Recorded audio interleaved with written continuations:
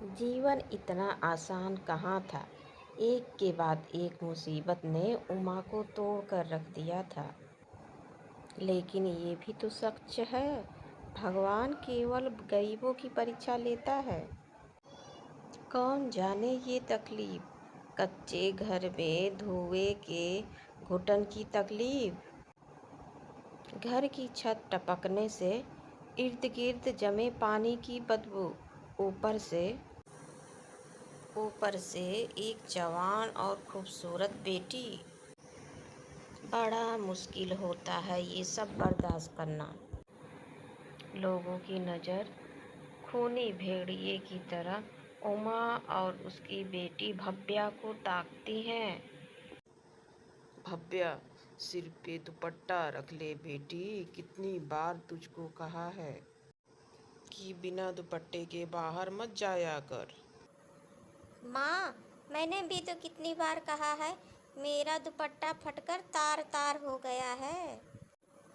दूसरा दुपट्टा क्यों नहीं ला देती? उमा इसी बात से तो डरती थी, कहीं भव्या नया दुपट्टा न मांग बैठे। लेकिन निगोड़ी जुबान बार बार भूल जाती है और उसे बार बार दुपट्टा ओढ़ने के बारे में याद दिला देती।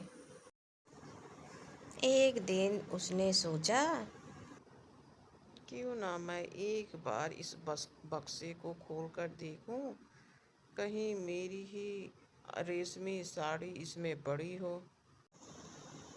उस बक्से में उसे एक रेशमी साड़ी मिली। क्यों ना इस साड़ी को फाड़ कर दो तीन दुपट्टा भव्या के लिए बना दूं। भव्या खुश हो जाएगी। वैसे भी इस रेशमी साड़ी का करना ही क्या है। जब पति ही नहीं रहे तो पति की अमानत साड़ी याद के तौर पर कब तक संभाल कर रखूंगी। उमा ने उस साड़ी को फाड़ कर दो तीन दुपट्टे बना दिए और बोली, भव्या, जरा देखो तो यह दुपट्टे कैसे लग रहे हैं। अरे वाह माँ, ये तो दुपट्टे बहुत ही सुंदर लग रहे हैं। मैं अभी जस्सी चाची को दिखा कर आती हूँ। जस्सी वहाँ कब आकर खड़ी हो गई, पता ही नहीं चला। जस्सी बोली, भव्या, इस दुपट्टे में तो तुम कितनी ही सुंदर लग रही हो कि कोई बिना दहेज ही तुम्हें ब्याह कर कर ले जाएगा। ऐसा कैसे होगा छोटी।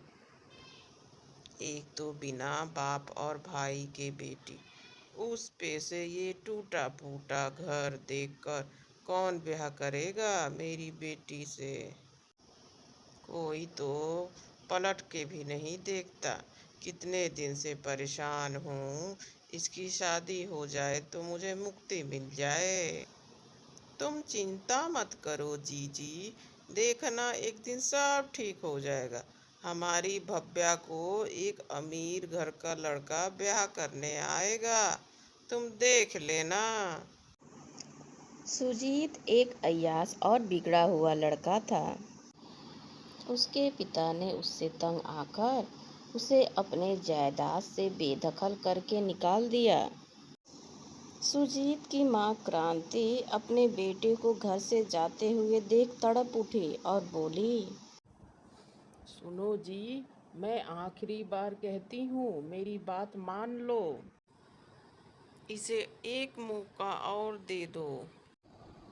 तुम्हें क्या लगता है इस नालायक से मैं प्यार नहीं करता? लेकिन इसको सुधारने के लिए एक कदम उठाना बहुत जरूरी है।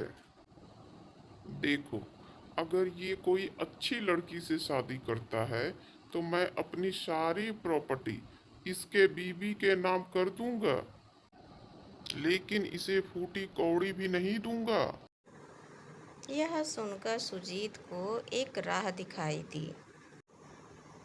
उसने सोचा, पत्नी के नाम अगर प्रॉपर्टी रहेगी तो उसमें भी मेरा ही फायदा है। उसके बाद तो सब मेरा ही रहेगा। वह अपने पिता से माफी मांगते हुए बोला, पिताजी, पिताजी एक मौका दे दीजिए। आप जैसा कहेंगे मैं वैसा ही करूँगा। कुछ दिनों बाद सुजीत को भव्या का रिश्ता आया। सुजीत ने तुरंत ही हाँ कर दी। उसे फर्क नहीं पड़ता लड़की कैसी है, लेकिन उस समय इसे बस एक लड़की चाहिए थी जिससे यह शादी कर सके। सुजीत और भव्या की शादी हो गई। भव्या के ससुराल आते ही उसकी ननद बोली, माँ, भैया को जब कोई नहीं सुधार पाया तो यह गरीब घर की लड़की क्या सुधार लेगी?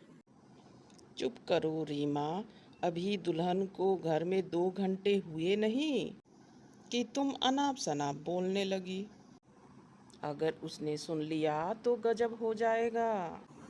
रीमा अपनी माँ की बात सुनकर मुंह घुमाकर चली गई। भव्या अपने सुहागरात के दिन बेड पर बैठी हुई थी, अपने बहुत से सपनों के साथ। लेकिन सुजीत नहीं आया। शादी के थकावट की वजह से भव्या की आंख लग गई। अचानक से उसकी आंख खुली तो उसने देखा सुजीत शराब के नशा में लड़खड़ाते हुए आया और पलंग पे धड़ाक से गिर पड़ा और कुछ ही देर में सो गया। वह उठी, सुजीत को बेड पर अच्छे से लेटाया। भव्या की आंखें भर गई। उसके तो सभी सपने टूट गए थे। सारी रात आंखों में ही गुजर गई। सुबह उसने क्रांति से पूछा, माँ जी, क्या सुजीत शराब पीते हैं? हो सकता है शादी की खुशी में यार दोस्तों ने पिला दी हो। भव्या का मन थोड़ा हल्का हुआ। हाँ, ऐसा भी तो हो सकता है। दूसरे दिन फिर रात को वही सब। 2 दिन बाद भव्या पद फेरे की रस्म के लिए मायके गई। वे अपने माँ से बोली, माँ, सुजीत शराब पीते हैं, मुझे अब ससुराल नहीं जाना।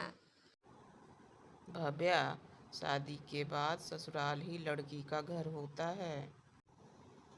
अब वह जैसा भी है तुम्हारा पति है। पत्नी धर्म निभाना तुम्हारा कर्तव्य है। तुम अपने प्यार और बुद्धिमानी से उसे सुधारने की कोशिश करो, ताकि तुम्हारे ससुराल वाले तुम पर गर्व करें कि एक गरीब घर की बेटी ने उनके बेटे को सुधार कर घर को स्वर्ग बना दिया। हाँ। भव्या ने माँ की बात को गांठ बांध ली और सोच लिया कि अब सुजीत को सुधारना है। वह ससुराल लौट तो आई, लेकिन सुजीत की वही दिनचर्या होने लगी। और एक दिन हद तो तब हो गई जब वह लड़की को अपने घर पर लेकर आया। भव्या को बहुत गुस्सा आया। लड़की को जोरदार थप्पड़ मारा और उसे घर से धक्के देकर बाहर निकाल दिया। सुजीत चुपचाप आकर रात को लेट गया।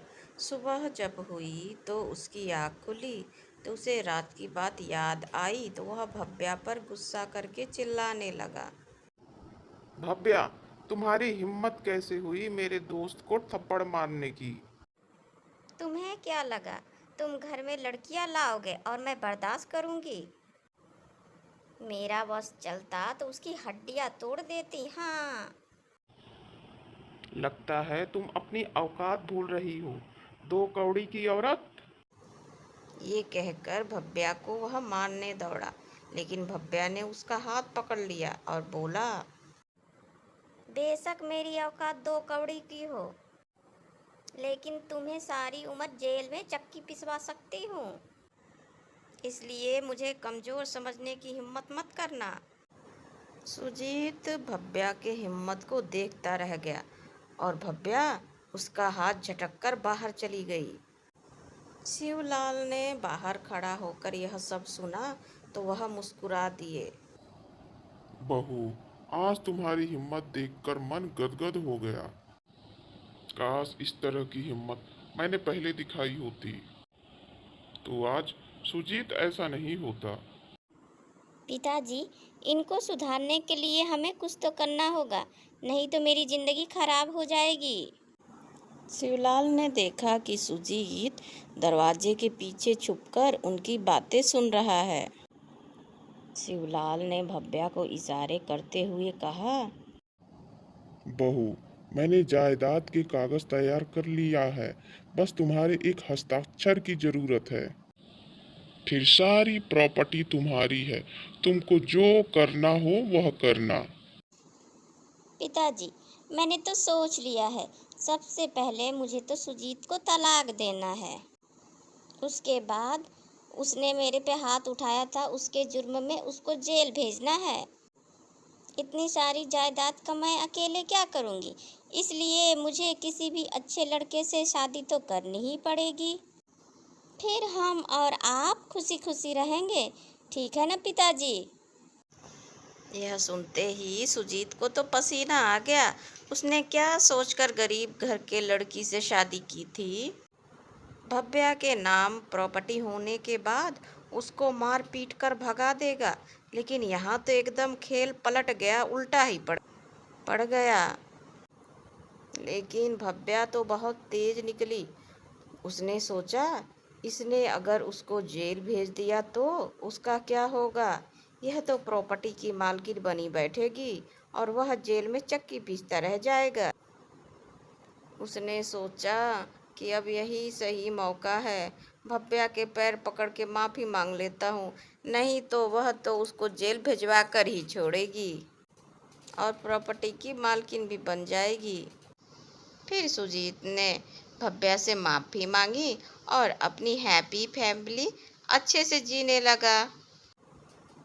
वह उस दिन के बाद कभी पी कर नहीं आया और भव्या और अजीत दोनों खुशी खुशी रहने लगे।